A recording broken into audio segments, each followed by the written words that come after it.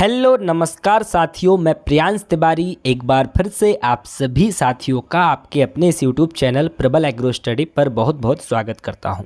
साथियों, आज का video bio pesticide and bio fertiliser का होने वाला है, जो कि BSc honours agricultural science 6th semester का एक सब्जेक्ट है। ये 2024 का पेपर होने वाला है साथियों। कौन सा पेपर होने वाला साथियों? 2024-25 का पेपर ये होने वाला है। तो वीडियो को आपको पूरा ज़रूर देखना है, एक भी क्वेश्चन को आपको स्किप नहीं करना है साथियों, क्योंकि सारे क्वेश्चन जो है, कोई भी क्वेश्चन आपका रिपीट हो सकता है, सारे क्वेश्चन इंपॉर्टेंट ही हैं। तो साथियों, वीडियो को शुरू करें उससे पहले आप सभी लोग वीडियो को लाइक ज़रूर कर देना साथियों। ठीक है, क्या करना है? वीडियो को लाइक कर देना। और साथियों, मैं इंस्टाग्राम का अपना एक वो दे दूंगा, आपको अकाउंट का लिंक दे दूंगा, तो इंस्टाग्राम पर सभी लोग फॉलो कर लेना। और इसका जो मोस्ट इम्पोर्टेंट क्वेश्चंस का जो पीडीएफ है वो आपको वहीं मिल जाएगा। ठीक है, फॉलो आप करेंगे और हमें मैसेज कर देना। ठीक है, तो वहीं आपको मिल जाएगा, वहाँ आप हमें सब्जेक्ट का नाम मैसेज कर देना, वहीं पर आपको मिल जाएगा। ठीक है, हम आपको लिंक प्रोवाइड करा देंगे। अब भाई नेक्स्ट क्वेश्चन, पहला ही क्वेश्चन है हमारा। पहला क्वेश्चन क्या है? निम्नलिखित में से कौन से पौधे से उत्पन्न जैव व्याधि नाशक है? तो कौन सा है? ऑप्शन डी सही हो जाएगा इसमें साथियों। ऑप्शन डी मतलब कि ये अजेक्टिरेक्टिन, रेटिनिन, पाइथेरिन, ये सब क्या है? आपके जैव जो है पौधे से उत्पन्न जैव व्याधि नाशक हैं। माइकोराइजा शब्द किसने दिया था? तो इंग्लिश वाले तो इंग्लिश में पढ़ते ही जाएंगे, तो इसका सही आंसर आपका ये ऑप्शन डी हो जाएगा। अगला है एंजाइम नाइट्रोजनीज है, तो क्या है? तीसरे का क्या हो जाएगा? ऑप्शन ए सही हो जाएगा। ये आपका मोलिब्डेनम आयरन प्रोटीन होता है। नेक्स्ट क्वेश्चन है which of the following is not a bio fertiliser? कौन सा इनमें से एक जैव उर्वरक नहीं है? कौन सा नहीं है? तो भाई एग्रोबैक्टीरियम इनमें जैव उर्वरक नहीं है। अगला है निम्नलिखित में से कौन सा फर्न एक जैव उर्वरक है? कौन सा फर्न है जो कि एक प्रकार का जैव उर्वरक कहलाता है? तो एजोला, ऑप्शन बी बिल्कुल इसका सही आंसर हो जाएगा। अगला है निम्नलिखित में से किसका उपयोग तितलियों के लार्वा के खिलाफ जैव नियंत्रण एजेंट के रूप में किया जाता है? किसका इस्तेमाल किया जाता है? तो भैया बैसिलस थ्रिएंजेंसिस का किया जाता है, जो कि निम्नलिखित में से किसका उपयोग तितलियों के लार्वा के खिलाफ जैव नियंत्रण के रूप में किया जाता है? तो ऑप्शन सी इसका सही आंसर हो जाएगा। अगला है निम्नलिखित में से किस सूक्ष्मजीवों का उपयोग कीटों रोगों के लिए जैविक नियंत्रण एजेंट के रूप में किया जाता है? तो इसका ऑप्शन सी सही हो जाएगा साथियों। क्वेश्चन पूरा पढ़िएगा, मैंने जूम आउट कर दिया। ऑप्शन सी इसका सही हो जाएगा। पादप रोगजनकों के विरुद्ध ट्राइकोडर्मा प्रजाति, Trichoderma species against plant pathogens. Next question है this is a third generation pesticide. तो थर्ड जनरेशन या तीसरी पीढ़ी का व्याधि नाशक कौन सा है? ऑप्शन ए फेरोमेंस बिल्कुल सही आंसर आपका हो जाएगा। क्या? फेरोमेंस हो जाएगा। नेक्स्ट क्वेश्चन है the process of using a natural predator to control a pathogen is called. किस रोगजनक को नियंत्रित करने के लिए प्राकृतिक शिकारी का उपयोग किया जाता है? ऑप्शन बी बिल्कुल सही हो जाएगा। एक मिनट रुकिएगा साथियों, क्या हो गया? ओ यार, व्हाट हैपेंड? ये आ गया। ठीक है, किसी रोगजनक को नियंत्रित करने के लिए प्राकृतिक शिकारी का उपयोग की प्रक्रिया को क्या कहते हैं साथियों? तो आपका ऑप्शन बी बिल्कुल सही हो जाएगा। इसका आंसर बायोलॉजिकल कंट्रोल उसको हम बोलते हैं। नेक्स्ट क्वेश्चन है बायो पेस्टिसाइड में शामिल है। तो बायो पेस्टिसाइड में क्या शामिल है? तो भैया ऑप्शन सी बिल्कुल सही हो जाएगा। जैव कीटनाशक और जैव शाकनाशी आपके बायो पेस्टिसाइड में शामिल है। अगला है ऑटोक्लेव डॉट डॉट डॉट को निर्जमीकृत कर सकता है। तो किसको स्टलाइज कर सकता है ऑटोक्लेव? तो ए और बी दोनों को कर सकता है, यानी कि लेबोरेटरी इंस्ट्रूमेंट और कल्चरल मीडिया दोनों को कर सकता है। नेक्स्ट है जैव कीटनाशक के जनक कौन है? फादर ऑफ बायो पेस्टिसाइड, तो ये हैं आपके एगस्टीन बस्सी। ठीक है, ऑप्शन डी बिल्कुल सही आंसर हो जाएगा। अगला है कवक और उच्च पौधों की जड़ों के बीच सहजीवी संबंध को क्या कहा जाता है? The symbiotic relationship between fungi and roots of higher plants is called. तो इसको हम क्या कहते हैं साथियों? ऑप्शन बी सही हो जाएगा। माइकोराइजा इसको बोलते हैं। The advantage of fungus in the association of fungi and roots of higher plants is. तो कवक और उच्च पौधों की जड़ों की संगति में कवक का लाभ होता है। तो क्या हो जाएगा आंसर इसका साथियों? 14 में का आंसर आपका साथियों हो जाएगा ऑप्शन डी, उपरोक्त सभी। अगला है अगला पूछ रहा है एंडोमाइकोराइजा को डॉट डॉट डॉट भी कहा जाता है। क्या कहा जाता है? तो the endomycorrhiza are also called as. इसका आंसर ऑप्शन सी सही हो जाएगा, वेस्कुलर अर्वेस्कुलर माइकोराइजा। आपसे ये भी पूछता है कि वैम का फुल फॉर्म क्या होता है, पूछेगा अगर आपसे तो लिख दीजिएगा वैम का फुल फॉर्म होता है वेस्कुलर अर्वेस्कुलर माइकोराइजा। तो आपसे पूछता है, पिछली बार 2025 के पेपर में पूछा भी गया था। अगला है the ectomycorrhiza are commonly formed in. तो एक्टोमाइकोराइजा आमतौर पर डॉट डॉट डॉट में बनते हैं, काष्ठीय पौधे में बनते हैं, वुडी प्लांट्स में। ऑप्शन बी बिल्कुल सही आंसर है। अगला है एक्टोमाइकोराइजा रूप कॉर्टेक्स में एक अंतरकोशीय नेटवर्क बनाते हैं जिसे बोलते हैं, इसको हम हार्टिंग जाल बोलते हैं। क्या बोलते हैं? हार्टिंग जाल, हार्टिंग नेट या हार्टिंग जाल बोलते हैं। अगला है the characteristics feature of VAM it is penetrates plant cell wall and form.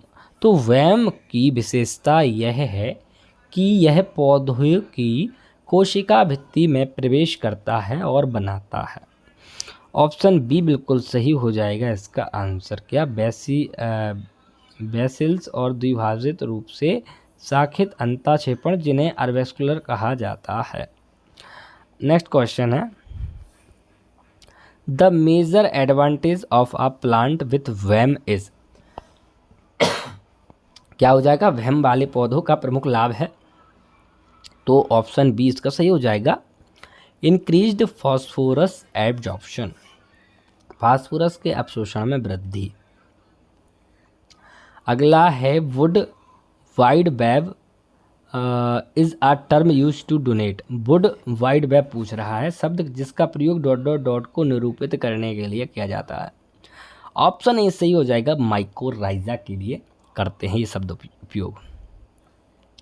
Vascular arbuscular mycorrhiza is found in. तो जो VAM है, जिसको VAM बोलते हैं, वो की पूछ रहा है किस में पाया जाता है। तो यह पौधों की जड़ों में पाया जाता है, प्लांट रूट्स में पाया जाता है। नेक्स्ट है निम्नलिखित में से कौन सा नीले हरे शैवाल का प्रमुख नाइट्रोजन स्थिरीकरण करने वाला शैवाल समुदाय है।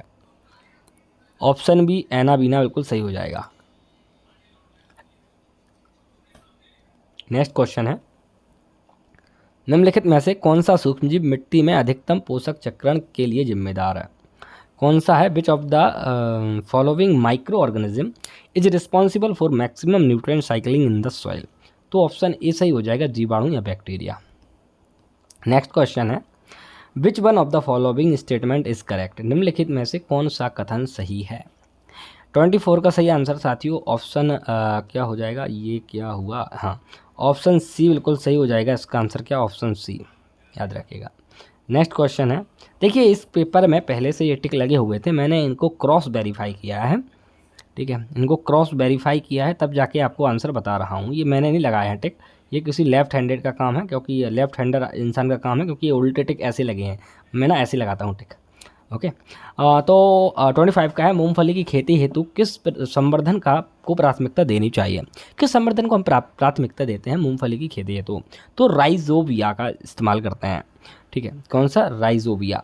जितने भी आपकी दलहनी फसलें हैं, ठीक है, याद रखिएगा, ये तो वैसे मूंगफली तो तिलहनी फसल में आता है।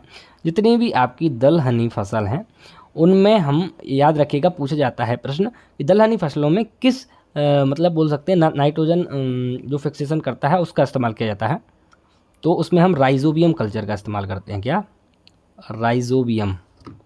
राइजोबियम का इस्तेमाल करते हैं। अब याद रखिएगा, लिख दिया मैंने। ठीक है, नेक्स्ट क्वेश्चन है जैव उर्वरक एक है, तो जैव उर्वरक क्या है? तो ऑप्शन सी इसका सही हो जाएगा, सूक्ष्म जीवों की वांछित प्रजाति वाला संवर्धन है। ठीक है, नेक्स्ट क्वेश्चन इज सूची 1 को सूची 2 से मिलाना है। देखिए ये क्वेश्चन आपको कठिन लग सकता है लेकिन वैसे है नहीं, क्योंकि इसको 2 मिनट में आप सॉल्व कर सकते हैं। इतना बड़ा प्रश्न है, देखिए इतना बड़ा प्रश्न है कि भाई पूरा पेज भर गया है। अब मैं इसको पहले पढ़ के बताता हूँ।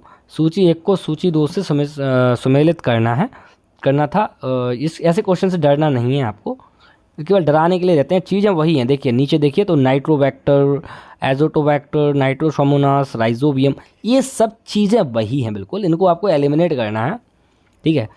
इनके बारे में अगर आपने पढ़ा होगा एलिमिनेट करके, तो इसका ऑप्शन ए सही हो जाएगा, ठीक है। ऑप्शन ए सही हो जाएगा, यानी कि पहले का चौथा है, दूसरे का दूसरा है, तीसरे का तीसरा है, और चौथे का पहला है। यहाँ पर दिए गए हैं नंबरिंग, ये दी गई है, ठीक है। इनको मिलान करना था, जोड़ी वाले थे, मैच द कॉलम वाले। अगला प्रश्न पूछ रहा है, निम्नलिखित में से कौन सा एक्टिनोमाइसिटीज नाइट्रोजन स्थिरीकरण के लिए जिम्मेदार है? तो कौन सा है जो कि नाइट्रोजन स्थिरीकरण के लिए जिम्मेदार है? तो ऑप्शन सी फ्रैंकिया सही उत्तर हो जाएगा। अगला है, ये फिर आ गया मैच वाला आपका, तो इसको आप देख के यहाँ से स्क्रीनशॉट ले सकते हैं। इसका सही आंसर ये है, ठीक है, दिख रहा होगा आपको। इसका सही आंसर ये है, ठीक है। तो ये आपके दिए गए थे कि भाई एजोस्पिरिलम ये है, ये है, ये है, ठीक है, वैम ये है। तो इसका ऑप्शन सी सही था आंसर। क्या? Option c will be the correct answer. अगला क्वेश्चन है, फिर से वही दे दिया भाई। यहाँ देखिए, पहले क्वेश्चन पढ़िए कि आपको एक सूची से दूसरी सूची को मिलाना था। यहाँ पर दिए गए हैं फसलों के नाम, मेथी, तिपतिया, घास, मटर, बीन्स, ठीक है। आगे दिए गए हैं कौन सी प्रजाति इसमें इस्तेमाल की गई है, ठीक है। राइजोबियम की कौन सी प्रजाति इसमें इस्तेमाल की गई है? तो याद रखिएगा, इसका सही उत्तर आपका ऑप्शन डी है। ऑप्शन डी, यानी कि पहले का पहला है, दूसरे का तीसरा है, मतलब बी का तीसरा है, सी का चौथा है, डी का दूसरा है, ठीक है। तो ए का पहला ही है। मेथी में आर मेलिलोटी का हम इस्तेमाल करते हैं, तो ये तो सामने ही दिए थे। और आपका दूसरे का क्या था? दूसरे का तीसरा 3 4 2 है, ठीक है। यहाँ पर लिखिए आपका 1 3 4 2, ये आंसर है। इसका बीन्स का दूसरा है, ठीक है। और मटर का ये है राइजोबियम, आर से राइजोबियम है यहाँ पर, ठीक है। आर फॉर राइजोबियम है। राइजोबियम लेग्यूमिनिशोरम है किसका? इसका मटर का। और इसका तीसरा है, तो इसका हो जाएगा ट्राइफोली, जो त्रिपलिया घास है। और मेथी का पहला है ही, तो ये इसका आंसर हो जाएगा। ऐसे मिलान करना होता है आपको, ना कि ऐसे करना होता है कि घबरा जाना है कि ये इतना बड़ा क्वेश्चन दे दिया। ऐसे मिलान करके इनको सॉल्व करना होता है, ठीक है। एजोला एक नाइट्रोजन स्थिरीकरण जीव सहजीवी संबंध में ... है। तो एजोला क्या है? नाइट्रोजन स्थिरीकरण जीव है, उसमें सहजीवी संबंध क्या है तो पूछ रहा है। तो इसका fern and blue green algae हो जाएगा, ठीक है। ऑप्शन ए इसका बिल्कुल सही उत्तर हो जाएगा। अगला प्रश्न है, एजोटोबैक्टर हवा से नाइट्रोजन स्थिर करने में उपयोगी है, ठीक है। तो ये non leguminous crop like rice and wheat. तो जो एजोटोबैक्टर है, ये नॉन लेग्यूमिनेस क्रॉप या फिर गैर फलीदार फसलें, या फिर बोल सकते हैं अनाज वाली फसलें, ठीक है, अनाज वाली फसलों के लिए है। और दलहनी फसलों का मैं बता ही चुका हूँ। दलहनी फसलों में राइजोबियम का इस्तेमाल करते हैं हम, बहुत पूछा जाता है भाई, राइजोबियम का इस्तेमाल करते हैं। और राइजोबियम जो है सहजीविता के रूप में रहता है, ये भी बहुत पूछा जाता है। क्या? ये सिम्बायोटिक। राइजोबियम दलहनी फसलों में सहजीविता के रूप में रहता है। कहाँ? जड़ों में रहता है, ये भी याद रखिएगा। कई बार क्वेश्चन में पूछ लेगा जड़ों में रहता है, पत्तियों में रहता है, तो जड़ों में ही रहता है और सहजीविता में रहता है। तो इसका तो ऑप्शन ए सही हो जाएगा। अगला है, pulse crop which does not fix nitrogen from atmosphere easily is. तो वह कौन सी दलहनी फसल है जो कि वायुमंडल से नाइट्रोजन स्थिरीकरण नहीं करती है? तो वो है आपकी राजमा, ठीक है। अरहर करती है, बिल्कुल करती है। मटर करती है, बिल्कुल करती है। सोयाबीन करती है, बिल्कुल करती है। राजमा करती है जी? राजमा नहीं करती है। तो सही उत्तर क्या हो जाएगा? सही उत्तर तो ऑप्शन डी राजमा हो जाएगा।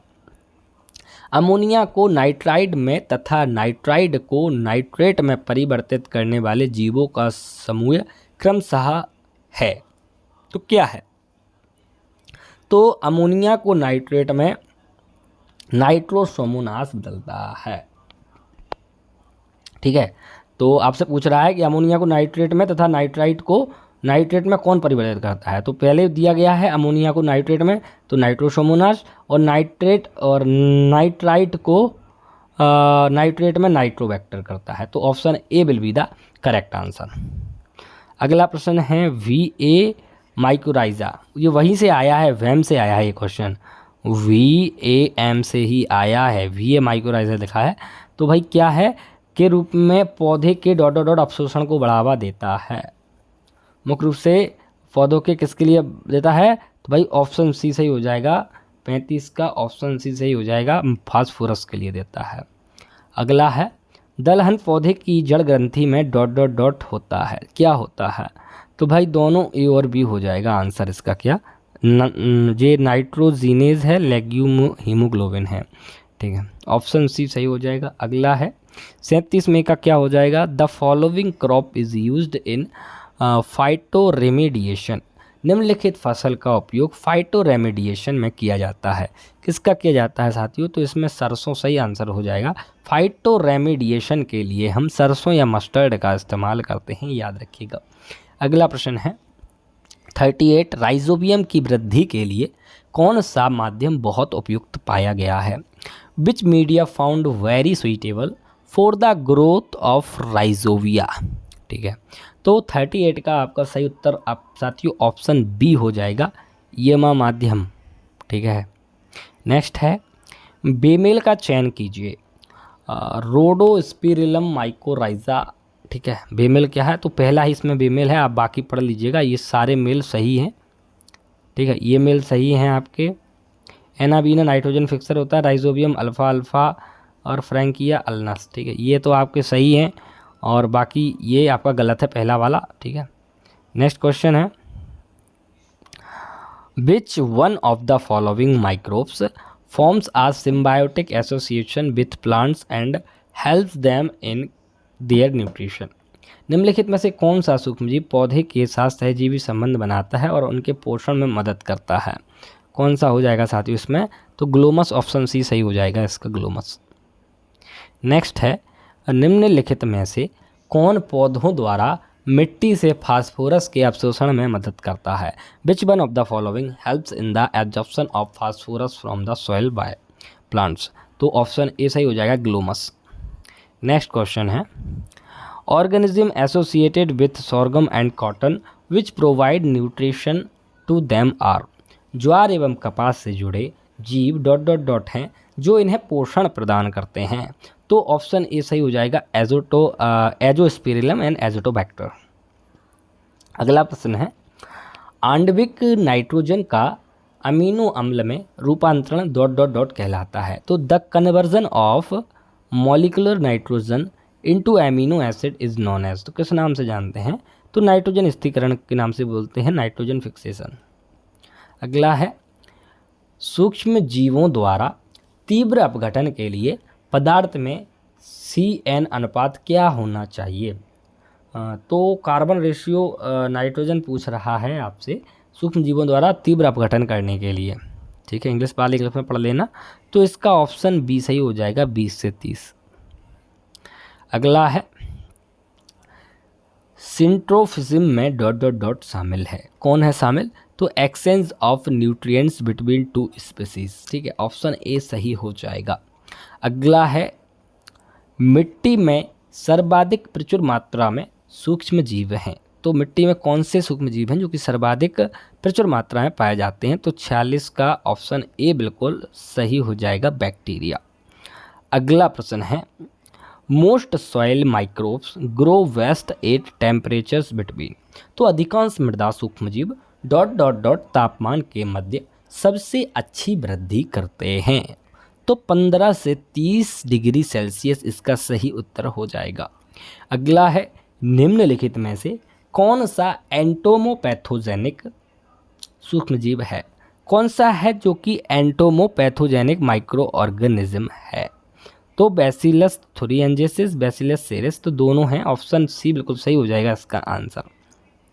नेक्स्ट है निम्नलिखित में से कौन कार्बन डाइऑक्साइड स्थिरीकरण के लिए सबसे महत्वपूर्ण एजेंट है? तो ऑप्शन सी सही हो जाएगा इसका, एल्गी, शैवाल है, ठीक है। अगला प्रश्न है हेट्रोसिस्ट कंटेंट्स एंजाइम। तो हेट्रोसिस्ट में डॉट डॉट डॉट एंजाइम होता है, क्या होता है? एंजाइम नाइट्रोजीनेज होता है। क्या? Nitrogenase. Option C D will be the correct answer. अगला प्रश्न क्या है? तो साथियों ये अगला नहीं है प्रश्न, यहाँ पे आपके प्रश्न पूरे हो चुके हैं। और साथियों आप सभी को एक महत्वपूर्ण इन्फॉर्मेशन देनी थी आप सभी को, जो कि मैंने पहले भी आपको बताया था। आप सभी लोग प्रबल एग्रो स्टडी को इंस्टाग्राम पर फॉलो ज़रूर कर लें। ठीक है साथियों, इंस्टाग्राम पर फॉलो ज़रूर कर लें और मुझे मैसेज करें PDF। ठीक है, PDF नहीं लिखना है आपको, लिखना है बेसिकली बायो फर्टिलाइज़र। तो इसका PDF में आप लिख के भेजेंगे, मैं आपको इसका लिंक प्रोवाइड कर दूंगा। यही स्पेलिंग लिखना है आपको, गलत लिखेंगे स्पेलिंग तो नहीं आएगा। ठीक है, बायो फर्टिलाइज़र यही स्पेलिंग आपको लिखना है। ठीक है, पहले फॉलो करना है लिंक से, फिर इंस्टाग्राम पर, फिर आपको मैसेज कर पाएंगे तब आप हमें, और मैसेज में लिखना है आपको बायो फर्टिलाइज़र। तो बायो फर्टिलाइज़र जैसे आप मैसेज करेंगे हम आपको लिंक प्रोवाइड करवा देंगे। ठीक है, तो सभी लोग मैसेज ज़रूर कीजिएगा, हम आपको इसका लिंक प्रोवाइड करवा देंगे इसके मोस्ट इंपॉर्टेंट क्वेश्चंस का।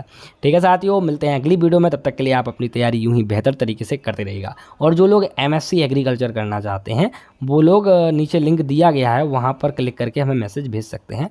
ठीक है, तो बता दिया मैंने, जो लोग इसके मोस्ट इंपॉर्टेंट क्वेश्चन चाहते हैं उनको इंस्टाग्राम पे फॉलो करना है। जो लोग MSc AG या कोई BSc AG वाला आपका रिलेटिव है वो एडमिशन लेना चाहता है झांसी में, ठीक है, झांसी UP में लेना चाहता है एडमिशन, तो वो कांटेक्ट कर सकते हैं। ठीक है साथियों, मिलते हैं अगली वीडियो में, तब तक के लिए आप लोग अपना ख्याल रखिएगा, यूं ही अपनी पढ़ाई करते रहिएगा। जय हिंद, जय भारत।